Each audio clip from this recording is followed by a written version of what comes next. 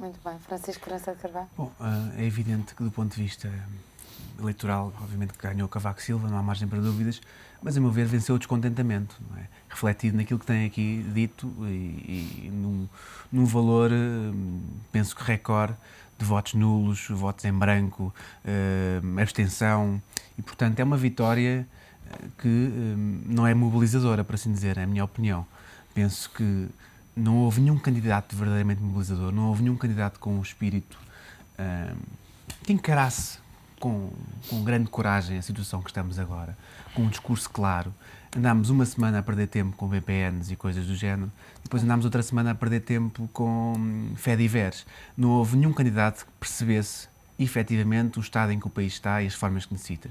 Mas eu acho que há aqui uma derrota muito grande, não havendo uma vitória de uma ala liberal, por assim dizer, de uma direita, como é evidente, Cavaco não é isso. Há uma derrota daquele extremo conservadorismo relativamente àquilo que é o Estado Social. Manuel Alegre apareceu, juntamente com os seus partidos de esquerda, como o último defensor do Estado Social que nós temos, da escola pública, da educação pública, da saúde pública, não é? Mas acha que o Bloco de Esquerda penalizou a candidatura de Manuel Alegre? O que penalizou a candidatura de Manuel Alegre foi a inexistência de uma identidade. Tem o Partido Socialista, tem o Bloco de Esquerda e depois tem o PCTP, RPP, que no fundo não são compatíveis hoje em dia. E as pessoas felizmente perceberam isso. Eu não tenho dúvidas que Manuel Alegre, se tem ido sozinho, como foi há 5 anos atrás, teria mais votos do que teve agora. Continuaria a ser uma espécie de se calhar, de Fernando Nobre, com outra capacidade até. Então, Pior é que Manuel Alegre há 5 anos criticava isto e agora, de repente... Também não foi benéfico que José Sócrates, assim, numa atitude um pouco inédita, tivesse aparecido nos últimos dias da campanha? Não é ser benéfico ou deixar de ser. No fundo, Manuel Alegre chegou-se à frente. E o PS, desta vez, não teve grande possibilidade de fugir. Não havia outro candidato propriamente dito. Há quem diga até que José Sócrates acabou por derrotar o último que faltava derrotar do seu partido. Eu não diria isso, mas efetivamente não era o candidato de José Sócrates, não é o PS de Manuel Alegre, não é o PS de José Sócrates.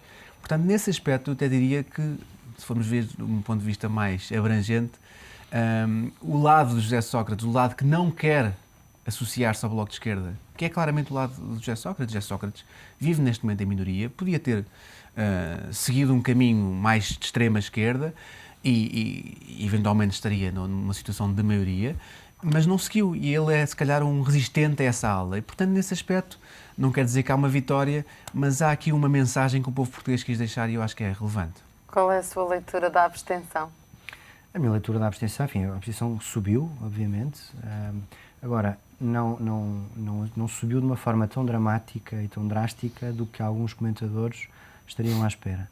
Eu acho que, apesar de tudo, houve votos de descontentamento, votos antissistema, como falávamos aqui, que foram canalizados, por um lado, para os votos brancos, referiu aqui o Pedro Vassalo, para os votos nulos, para o candidato antissistema assumido, que era José Manuel Coelho, e para um candidato, enfim, um pouco mais institucional, que se apresentava como o candidato da cidadania, ou das causas, que era Fernando Nobre, que teve um resultado, enfim, sem ser um resultado excepcional, achei um bocadinho exagerado a excessiva euforia ontem da candidatura do Dr. Fernando Nobre. Mas em comparação, quando comparamos com a de Manuel Alegre, se calhar justificava-se algum contentamento. Pois, tudo é relativo, mas dizer que ele é o vencedor da noite também me pareceu um pouco excessivo.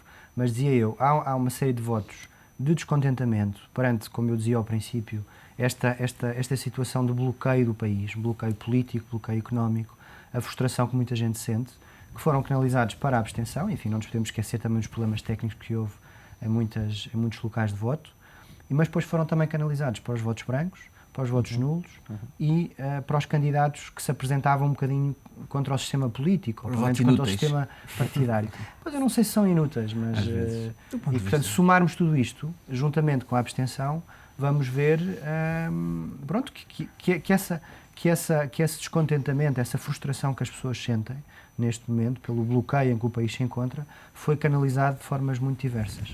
Mas será que Fernando Nobre não ganhou também porque se manteve à margem passa a expressão, daquela trica política e não se quis envolver também nos temas que, como dizia Francisco... Essa trica faz-me lembrar no Brasil, não é? O Francisco Lourenço de Carvalho falava das questões que marcaram a agenda destas presidenciais, que passam um bocadinho ao Eu acho lado que daquilo que é efetivamente importante para o país, nesta altura. Não, Não é? há ali uma esquerda que nunca se quer comprometer, assim, meio intelectual, assim, sobretudo aqui na zona de Lisboa e do Porto, que gosta assim desses candidatos com, assim, com umas postas causas de cidadania e que têm assim, umas experiências no terceiro mundo e que com uma certa superioridade moral e tal. Toda a gente sabe que eles não vão a lado nenhum, não é? Portanto, é como a tiririca, a gente vota ali, já sabe que também o Dr. Fernando Nobre hoje deve acordar a pensar que daqui a 5 anos é capaz de lá ir outra vez, não é? Como aconteceu com o Dr. Manuel Alegre, estas coisas não se repetem, não é? Porque daqui a 5 anos vai aparecer outro Fernando Nobre qualquer, o candidato da cidadania, e vai voltar a ter 14 ou 15%, provavelmente, ou 13%. Mas não acha também não importante vai que haja baralhar nada. essas causas?